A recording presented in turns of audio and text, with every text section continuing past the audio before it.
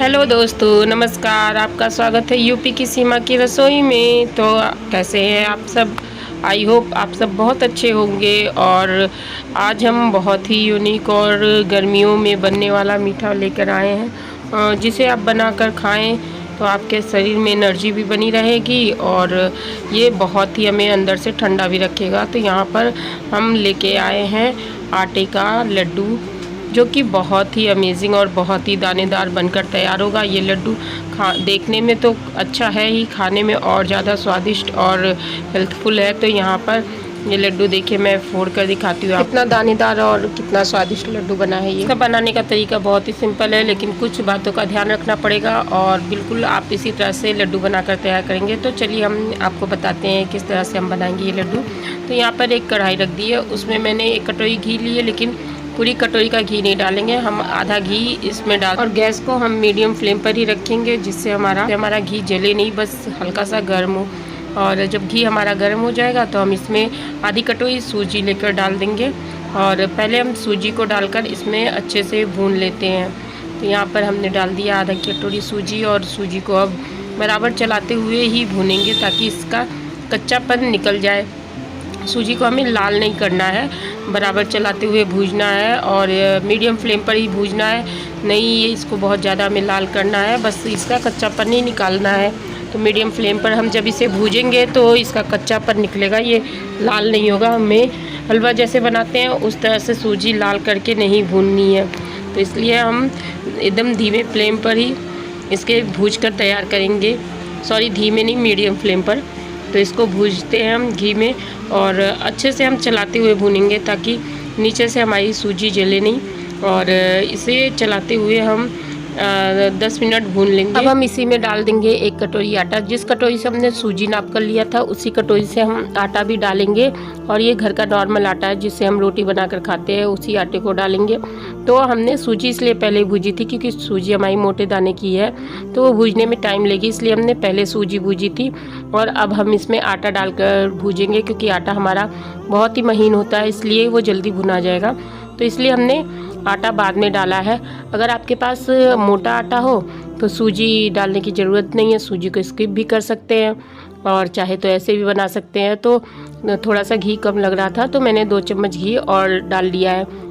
हम घी इसीलिए पहले नहीं डाल रहे हैं क्योंकि अगर घी हम पूरा एक साथ डाल देंगे तो हो सकता है कि घी ज़्यादा हो जाए, जिससे हमारा लड्डू बन नहीं पाएगा। तो हम इसीलिए थोड़ा थोड़ा घी कर ही यूज़ करेंगे, जिससे हमारा लड्डू बिल्कुल परफेक्ट बनकर तैयार होगा। और हम आटे को बराबर चलाते हुए ही भूनेंगे, इसको बीच बीच में ये नहीं करना है कि रुक जाना है, क्योंकि हमें आटे को बराबर चलाएंगे तो एक तरह से भूनकर तैयार होगा, नहीं तो ये कहीं कच्चा रह जाएगा कहीं पक जाएगा। तो इसलिए हम आटे को बराबर ही चलाकर भूनेंगे। और ये देखिए आटा हमारा जैसे जैसे भूनना जा रहा है वैसे वैसे ये घी छोड़ते चला जा रहा है। तो देखिए कितने अच्छे से हमारा आटा भूनकर तैयार होगा। और आज हम मीडियम फ्लेम पर ही रखेंगे, ना बहुत ज़्यादा हाई ना बहुत ज़्यादा लो, और इसको बराबर चलाते हुए ही भूनेंगे, जिससे कि हमारे आटे में बहुत अच्छा सोंधपन और बहुत अच्छे से ये भूनकर तैयार होगा।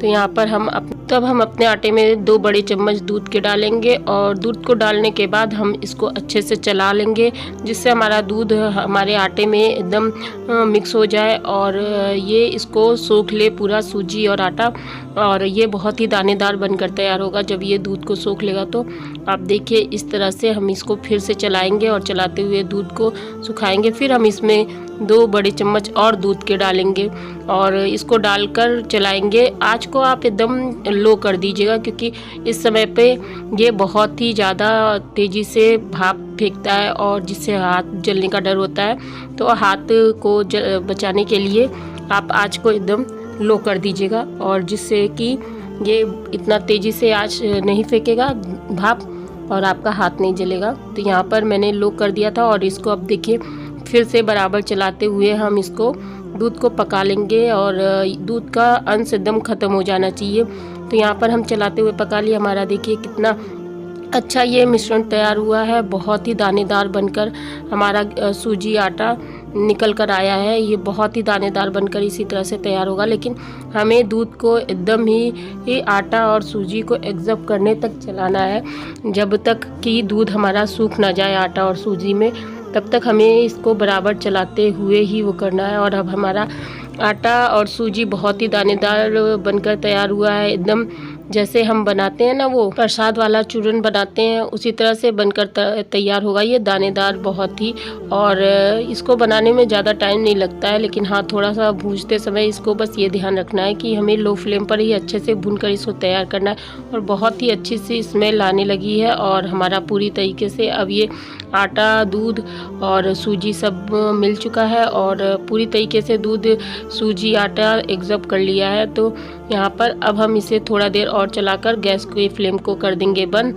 गैस के फ्लेम को बंद करने के बाद अब हम इसको थोड़ा देर और चलाएंगे, क्योंकि अभी हमारी कढ़ाई गर्म है, तो हम इसको कढ़ाई में थोड़ा सा और चला लेते हैं। और चलाने के बाद अब हम इसे निकालेंगे एक थाली में। तो यहाँ पर मैंने एक बड़ी सी थाली ले ली है और उसी में अपना सारा जो आटा और सूजी था उसको पलट लिया है, क्योंकि हमें इसे ठंडा करना है। तो हम इसको बराबर चलाकर ठंडा कर देंगे और थाली में हम फैला देंगे, तो थोड़ा जल्दी ही ये ठंडा होगा। और ठंडा होने के बाद हम इसमें डालेंगे अब ये कटे हुए बादाम, और बादाम को डालने के बाद हम इसमें डालेंगे आधा टीस्पून जो होता है इलायची पाउडर। इलायची पाउडर इसमें बहुत ही अच्छा फ्लेवर लाता है, तो आधा टीस्पून मैंने इलायची पाउडर डाल दिया है। और इलायची पाउडर को डालने के बाद अब हम इसमें डालेंगे बूरा या चीनी। जितना हमारा आटा और सूजी मिलाकर हुआ था उतना ही हम इसमें चीनी या बूरे का, तो हमने आधा कप सूजी और 1 कप आटा लिया था, तो यानी 1.5 कप हमें आटा और सूजी मिलाकर हुआ था, तो 1.5 कप हम यहाँ चीनी और बूरे का प्रयोग करेंगे। आप चीनी को दरदरा घर में पीस के भी यूज़ कर सकते हैं, और अगर आपके पास बूरा हो तो बूरे को यूज़ कर सकते हैं। जो भी आपके पास मौजूद हो वो चीज़ें आप इसमें डालिए, कोई दिक्कत नहीं है। आप बूरा डालिए कि चीनी डालिए, जो आपके पास हो वही डालिए। और हम इसे डालकर अच्छे से मिला लेंगे और अब हाथों की सहायता से हम इसे बराबर मिला देंगे कि कहीं पर कम ज़्यादा कोई चीज़ ना हो, इसलिए हम इसे मिलाते हुए, अब देखिए इस तरह से मिल गया हमारा। तो हम इसे अब हाथों से लड्डू बनाने शुरू करेंगे। तो अब हमारा लड्डू देखिए बनने शुरू हो रहा है, तो हम इसी तरह से हाथों से लड्डू बनाकर इसे तैयार करेंगे। तो देखिए किस तरह से हम हाथों से दबाते हुए लड्डू बना रहे हैं। लड्डू इसी तरह से बनता है, तो हम इसको बनाकर इस तरह से देखिए दबाते हुए बनाते चले जाएंगे और हमारा लड्डू बनकर तैयार हो जाएगा। तो है ना बहुत अच्छा तरीका लड्डू बनाने का। और इस तरह से अब हमारा लड्डू बनकर तैयार हो चुका है। तो देखिए मैंने किस तरह से अपना लड्डू बनाकर तैयार किया, ये बन गया है। तो अब हम इसे एक प्लेट में रख देंगे और इसी तरीके से हम अपने सारे लड्डू हाथों से दबाते हुए बनाकर तैयार कर लेंगे। तो अब हम अपने सारे लड्डू बना लेते हैं। और यहाँ पर अब मैं फिर अपने लड्डू बना ली हूँ। तो देखिए ये मेरे लड्डू हो गए तैयार बनकर। कितना अच्छा बना है। अपने हिसाब से छोटे बड़े बना सकते हैं। आपको छोटा बनाना हो तो छोटा बनाइए, बड़ा बनाना हो तो बड़ा बनाइए। अब मैं हाथों से फोड़कर इसे आपको दिखाती हूँ कितना दानेदार बना है। देखिए ये लड्डू कितना दानेदार है, इसमें पता ही नहीं चल रहा है कि ये लड्डू खाने पर कि किस चीज़ का बना है। तो आप भी इसी तरह से अपने घर में लड्डू बनाइए, खाइए, खिलाइए। और जब भी मन कहे बच्चों का लड्डू खाने का तो आप घर में ही बनाकर इस तरह से दीजिए, और बहुत ही टेस्टी और बहुत ही अमेजिंग बनता है।